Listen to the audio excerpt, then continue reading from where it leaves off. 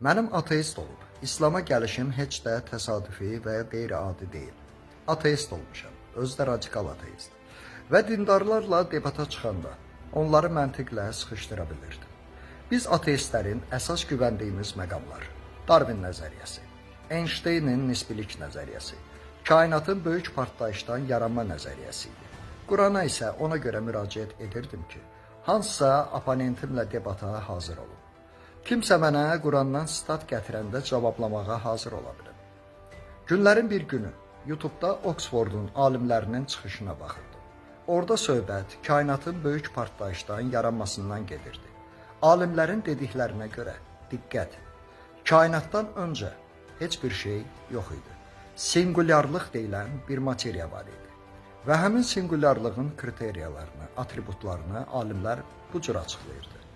Singulyarlıq, diqqət, tək və vahid şəkildə bir materiya olub. İkinci, singulyarlıq digər materiyalardan bəhrələnməyən müstəqil bir materiyadır. Üçüncü, singulyarlıq kainatın yaranmazdan öncə mövcud olub və hal-hazırda kainat seyrəlmək üzrədir və kainat seyrəldikdən də sonra mövcud olacaq. Və dörd, singulyarlığın misli bərabəri yoxdur. Sanki Allah məni İslama yönəldirdi.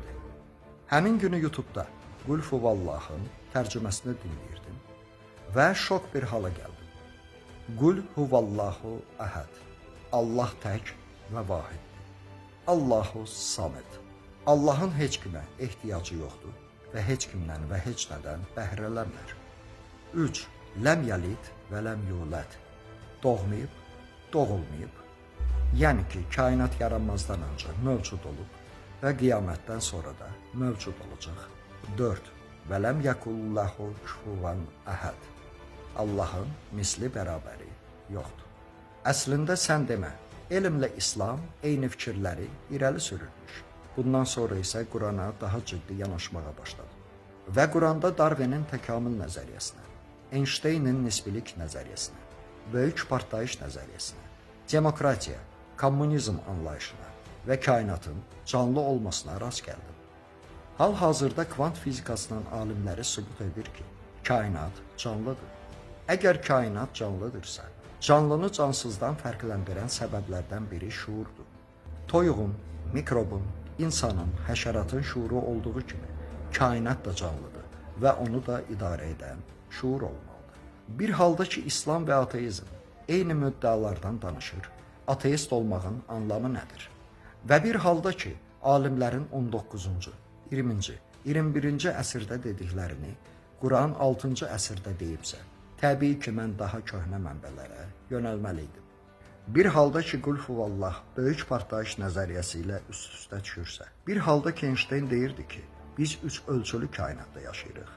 Yəni bu ölçülər en, uzunluq və hündürlükdən ibarətdir.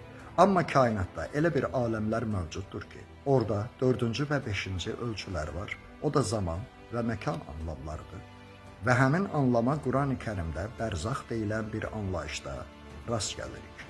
Bir halda ki, Quran-ı Kərimdə bizim qanunvericiliklə uyğun olan müddəalar var. Bir halda ki, Əl-İmran və Ən-Nisa surələrində kommunizm və demokratiya anlayışına rast gəlinir. Bir halda ki, kvant fizikası və İslam kainatı canlı kimi qələmə verirsə, deməli sözün əsl mənasında elm və İslam yanaşı addır.